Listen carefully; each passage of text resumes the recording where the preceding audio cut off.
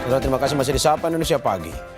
3 terdakwa oknum TNI AL penembak bos rental mobil akan menjalani sidang vonis hari ini. Sidang digelar di Pengadilan Militer 208 Jakarta. Dalam sidang tuntutan sebelumnya, auditor militer menuntut Klasi Kepala Bambang Apriatmojo dan Sertu Akbar Adli pidana seumur hidup. Sementara Sertu Rafsin Hermawan dituntut 4 tahun penjara. Auditor militer menilai ketiganya terbukti melakukan tindak pidana seperti yang didakwakan dan meyakini dakwaan sudah dibuat secara komprehensif. Penembakan terhadap bos rental Ilyas Abdurrahman terjadi di rest area tol Jakarta Tangerang sebelumnya. Saat itu korban dan teman-temannya tengah mencari mobil yang diduga digelapkan oleh ketiga pelaku dan seorang warga sipil. Terdakwa 1, Klasi Kepala Bambang Apriatmojo NRP 122903. Pidana pokok penjara seumur hidup. Pidana tambahan dipecat dari Dinas Militer CQ TNI Angkatan Laut. Membayar restitusi kepada keluarga almarhum Ilyas Abdurrahman sebesar 200.209.633.500 rupiah.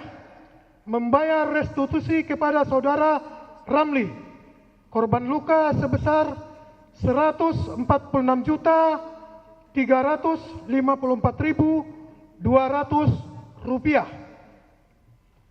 Terdakwa 2, Sertubah Akbar Adli NRP 125546. Pidana pokok penjara seumur hidup. Pidana tambahan dipecat dari Dinas Militer. Kita pantau sidang vonis penembakan bos rental di Pengadilan Militer Jakarta. Ada jurnalis Kompas TV Tifal Solesa dan juru kamera Andika Ahadiat di sana. Tifal, selamat pagi. Sidang ini sudah dimulai berjalan mulai dari dakwaan, pledoi, replik hingga hari ini akan dibacakan vonis. Sebelumnya auditor militer menuntut para terdakwa hukuman seumur hidup. Apa yang bisa Anda analisis dalam kasus ini?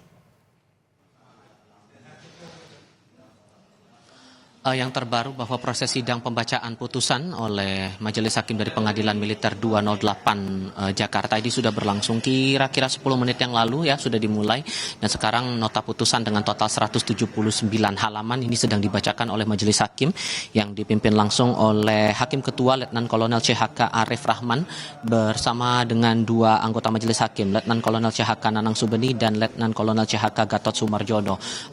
Dalam sidang hari ini juga turut hadir 2 anak korban Ilyas Abdurrahman, yakni Agam Muhammad Nasruddin dan juga Rizky Agam Syahputra yang datang kira-kira 5 menit yang lalu di ruang sidang di Pengadilan Militer Jakarta.